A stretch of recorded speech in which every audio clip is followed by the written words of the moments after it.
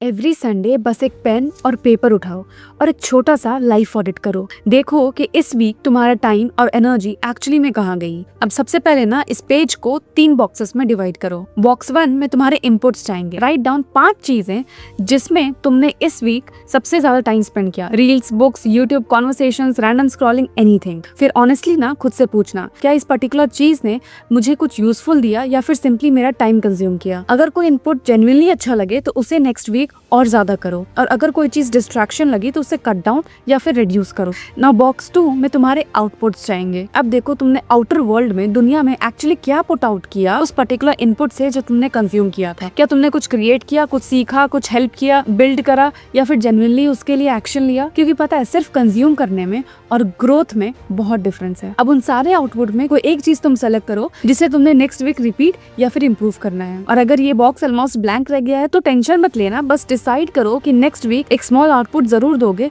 उस इनपुट से जिसे तुमने कंज्यूम किया। कुछ बड़ा नहीं, बस समथिंग रियल। अब बढ़ते हैं बॉक्स 3 में, जहाँ पे तुम्हारे रिकवरी जाएंगी। अब इस बॉक्स में ना तुम लिखो कि इस वीक तुम जेन्युइनली कैसे रिचार्ज हुए थे। स्लीप, वॉक, साइलेंस, प्रेयर, किसी क्लोज पर्सन से बात करना या फिर सिर्फ अकेले में टाइम स्पेंड करना। जस्ट राइट डाउन और फिर ना खुद से ऑनेस्टली एक क्वेश्चन पूछना कि क्या ये चीज मुझे ऑनेस्टली में रिफ्रेश करती है या फिर ये बस तुम्हें टेम्परली डिस्ट्रैक्ट करती है। जब तुम ये एक्सरसाइज करोगे ना तब तुम्हें पता चलेगा प्रॉब्लम ये नहीं है कि तुम्हारे पास टाइम कम है। प्रॉब्लम एक्चुअली में ये है कि हमारी जो अटेंशन है उन चीजों में बिखर जाती है जो उस लाइफ से अलाइन ही नहीं करती जो हम एक्चुअली में चाहते हैं। सच बोलूं तो तुम्हारा फ्यूचर गोल्स से कम डेली अटेंशन से ज्यादा डिसाइड होता है। जहाँ भी तुम्हारा अटेंशन बार बार जाता है ना, वैसे ही तुम्हारी लाइफ बनने लगती है। इसलिए हर संडे बस चेक इन करो खुद के साथ और धीरे धीरे तुम्हें समझ आने लगेगा कि तुम्हारी लाइफ ना किस डायरेक्शन में जा रही है।